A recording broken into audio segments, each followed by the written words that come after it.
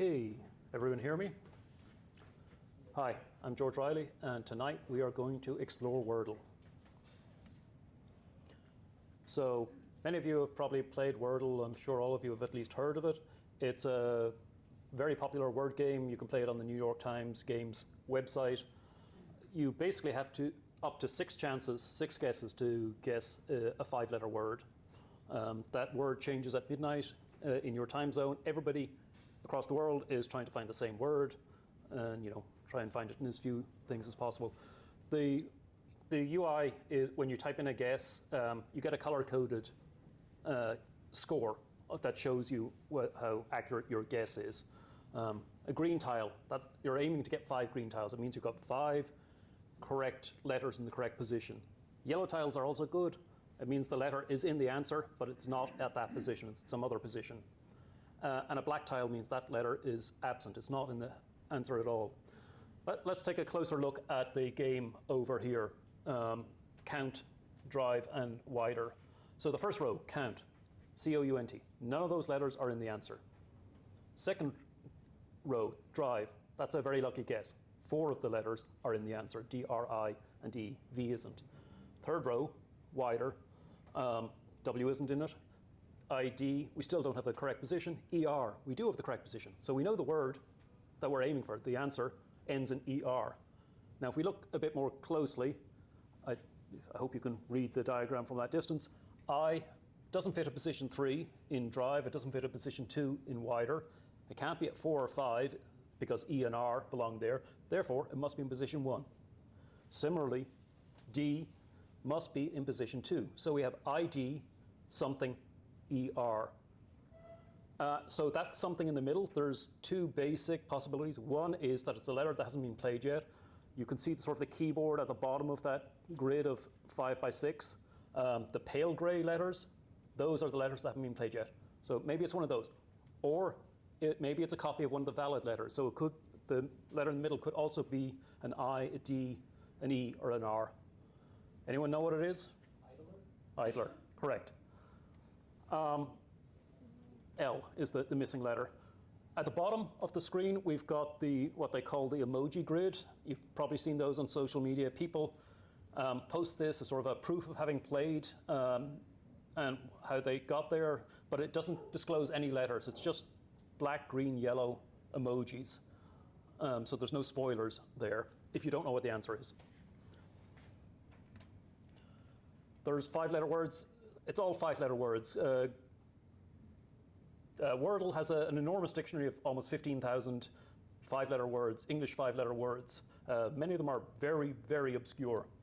However, the answers, the one that you're targeting, those are drawn from a pool of about 2,300 relatively common words. They've ruled out things like simple plurals or simple past tense. There may be irregular forms in there, like women or burnt, but simple past tense, no. So, what's my goal for tonight? Given some guess score pairs, so like the previous thing, count, drive, wider, and the associated color scores, given those pairs and a word list, I want to programmatically find all the words in the list that are eligible as answers, given the constraints that are we can derive from the guess scores that we've seen so far. I'm not trying to play a full game of Wordle. I'm not trying to play a series of guesses like WordleBot. And this may or may not help you play Wordle as a human, but it's mostly I'm just trying to figure out what are all the answers that are left in the word list. Agenda. I've already covered Wordle 101 on goal. I'm going to talk briefly about a couple of concepts that will be helpful. Then I'm going to talk about 4 constraints, and this is sort of the heart of how this whole thing works. And then I'm going to use those constraints in 2 different ways. First of all, I'm going to use a series of greps piped together to do it. And then I'm going to do a much better solution in Python, because this is a Python talk. There will be a bug in the Python thing. We'll address that. And finally, I'll talk briefly about tightening the constraints. Oops. So the first concept I want to get across to you is that tile colors are states. There's 3 possible states in the tile color. It can be correct, it can be present, or it can be absent. So green tile, that's what we're aiming for. Green tile means the letter is correct at that position. So from the second and third row, we can see that E in the middle, E at position 3 is correct. A yellow tile means the letter is present somewhere else in the answer. It's not at the right position. So C in chest is wrong at position 1. It's wrong at position 4 in rec. E is wrong at position 5 in judge. And then finally, black tiles are absent. The letter is absent from the answer. So J, U, D, G, H, S, T, W, R, K, all of those letters are absent from the answer. Second concept, this guess equals score notation. It's a lot easier to type this than to type black, yellow, and green emojis. On the left of the equal sign, you've got the guess, all in caps. On the right, you've got the score. If you've got an uppercase letter, it means that letter is correct at that position. It's a green tile. If you've got a lowercase letter, it means the letter is present at that position. It's a yellow tile. If you've got a dot, it means the letter is absent, a black tile, because we don't have a third case to work with. So this is the same thing as before, but I've cut off the ocean row, the answer row. So just based on those three guesses, what can we deduce from those 3 rows of guesses? Well, there's 4 constraints that we can deduce. First of all, there's a set of valid letters. Those are the green tiles and the yellow tiles, the correct tiles and the present tiles. So C and E in this example are valid letters. There must be at least one C and at least one E in any letter that's eligible as an answer. Second, there's a set of invalid letters. These are the absent tiles, the black tiles. Now, it turns out that there's actually a subtle problem with what I just said, treating absent tiles as invalid, and we will deal with it later. That's the bug I alluded to. But for now, we'll get a lot of mileage out of us just assuming that absent tiles are invalid. Third constraint, green tiles. Those letters are in the correct position.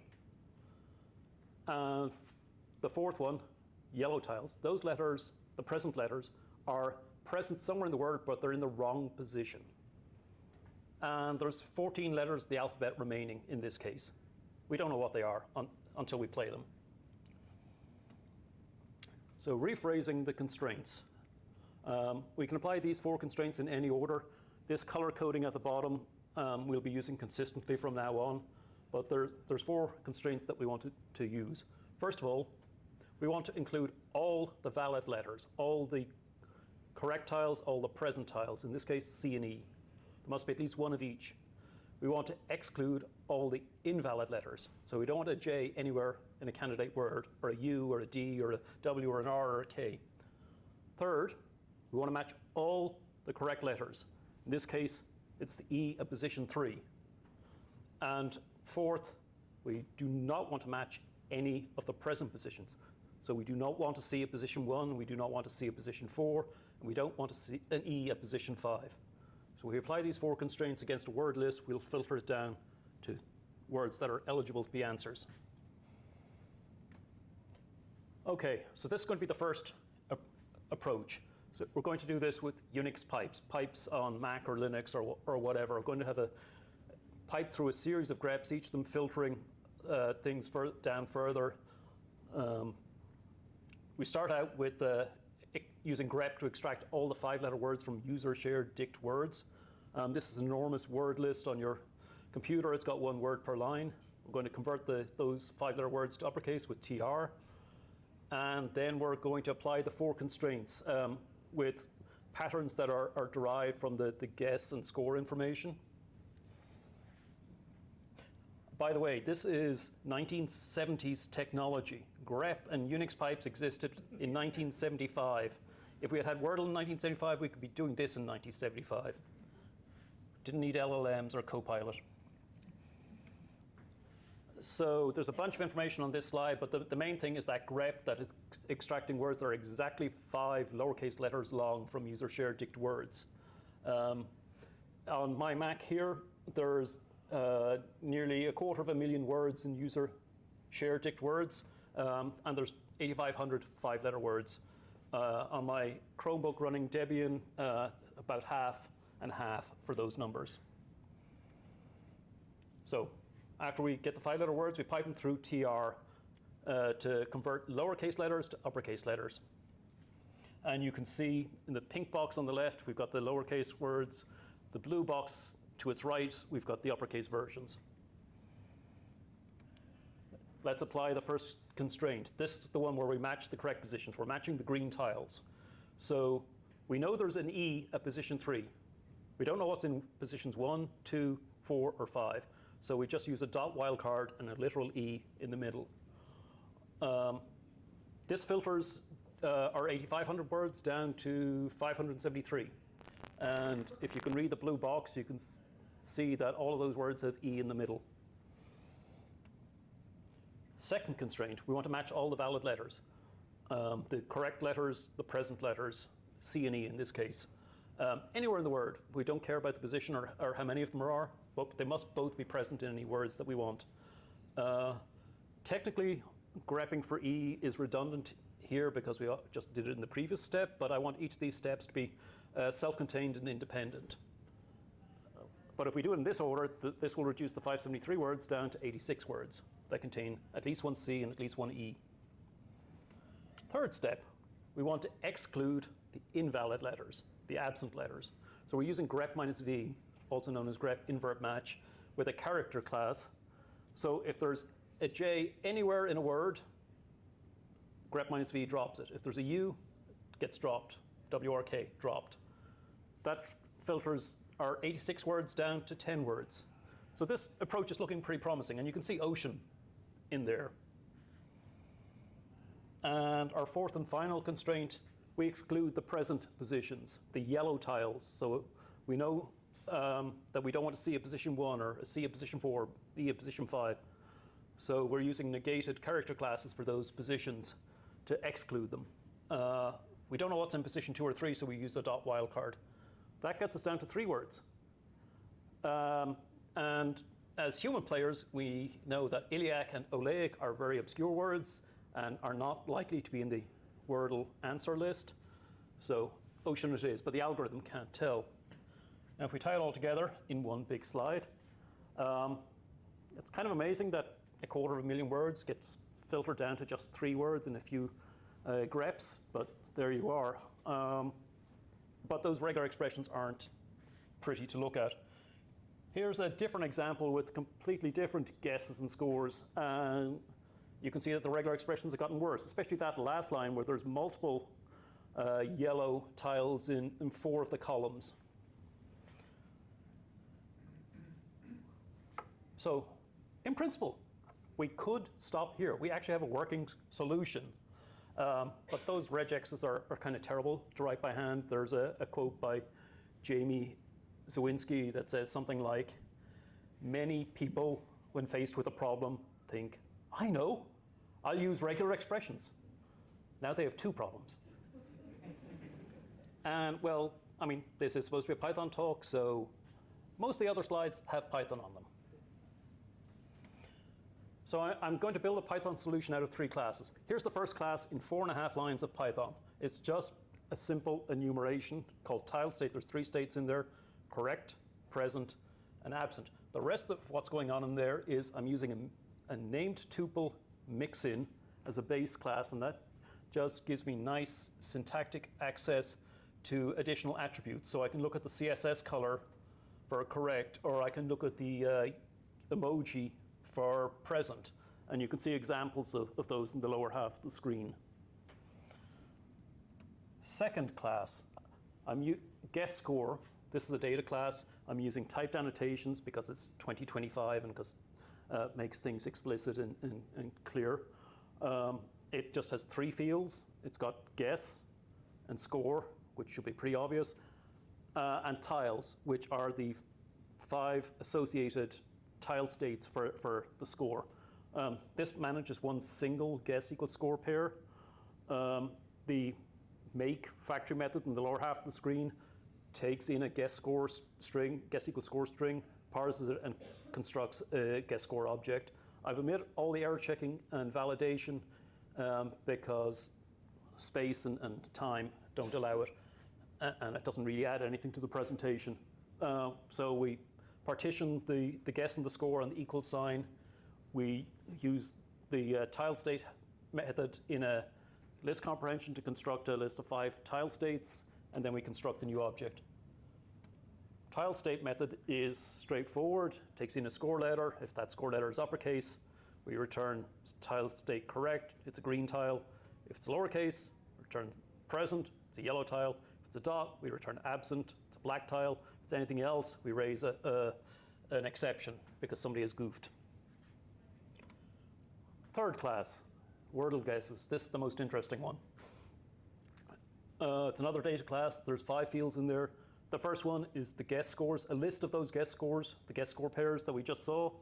And then there's 4 other things. And these correspond to the color coding at the bottom. So valid is just a set of all the valid tiles that we've seen, the green tiles, the yellow tiles. Invalid is the absent tiles, the black tiles. Mask is a list of 5 things. If we have, this corresponds directly to the green tiles. So if we have a green tile at position 2, that letter, then the second element of the mask list is that letter. If we don't have a green tile at a position, then the element of mask at that point is none. And wrong spot is similarly for the yellow tiles, the list of yellow tiles in each position, a set of yellow tiles in each of the 5 positions.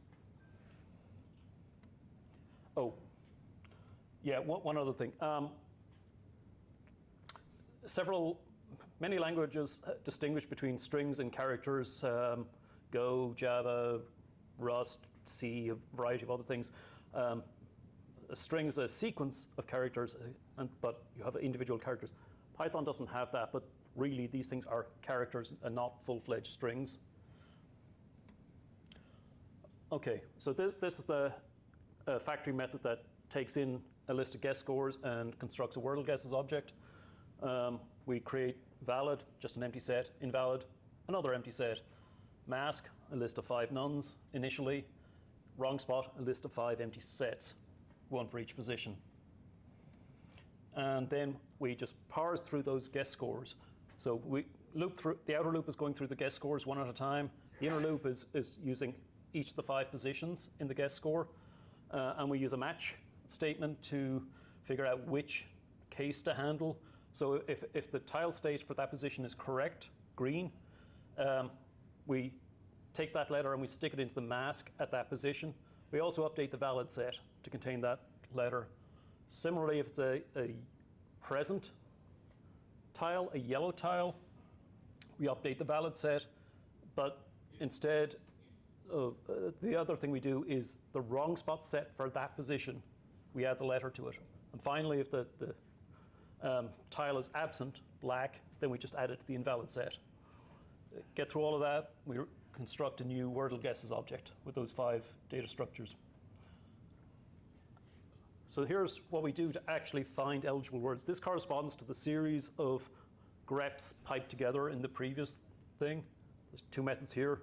Find eligible takes is a one-liner. It takes a vocabulary, a list of words, and uses a list comprehension just to find which words are eligible. Is eligible decides if a word is eligible or not, returns a Boolean, true if it is eligible. Zip, the zip function in the first thing where we're trying to find the green correct tiles, zip just runs through 2 or more sequences in parallel. So on the first iteration, C is the first character of the word and M is the first element in the mask list. If that's not none, then those 2 letters must match. If they don't, return false, short circuit the thing. The next thing we're looking to see if any of the wrong spot letters are present, if it matches any of the yellow tiles. So if a letter at position 2 matches a yellow tile that was at position 2, we abort. Then we use a set comprehension to construct a set of all the distinct letters that are in the word. We check that against the valid set. If the intersection of the letters in the word and the valid set isn't the full valid set, then we're missing some of the valid letters. So again, we return false in that case. And we also intersect the letters in the word and the invalid set. If there's anything in that intersection, then we have some invalid letters, return false. You get to the bottom, if you're on the gauntlet, this word is eligible. Does it work? Yes, it does. Here you can see several examples, and you also are sort of implicitly getting an example of the guess equals score notation. You can see that it's easy to type and it's easy to read. It's certainly easier to type than trying to figure out how to type colored emojis in a terminal window. But it doesn't always work. So in this upper example, the answer is 50, but the algorithm can't find it. In the lower example, the answer is empty. Again, the algorithm can't find it. If we look more closely, I don't know if you can read this, valid contains I, T, Y, which you can see from the witty line, but invalid also contains an I and a T. In the lower example, valid is E and P and T, but invalid also contains an E. This shouldn't be happening. These things are supposed to be disjoint. They're supposed to be mutually exclusive. There shouldn't be letters in both valid and invalid sets. So what happened? This is what I call the subtle absent problem. So if we look at line 3 in the upper block, timid. Okay, we're close to time. Okay, we've got an I at position 3 and a green I at position 2 and a black I at position 4. Witty, similar problem, black T, green T. TP, yellow E, 2 black E's. Our absent thing was incorrect earlier. It was incomplete.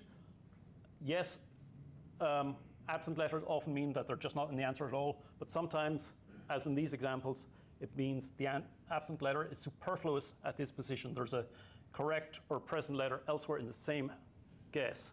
So it's valid. Or another way of phrasing it, there's more instances of this letter in the word in the guess than in the answer. So there's 2 I's in timid, but there's only 1 I in 50. The way to fix this, which I will skip through since we're running out of time, is to break it into 2 passes. First pass, we just deal with correct and present letters to fully build up the valid set. Second pass, we then look at the absent letters only. If the letter turns out to be in the valid set, we just add it to the wrong spot. Otherwise, it's truly invalid. That's all we need to do to fix it.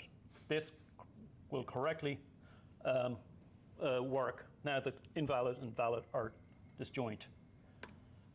Final tile slide, apart from the summary. We're leaving some information on the table. There's further things we can do, because so far we've been considering each position in isolation.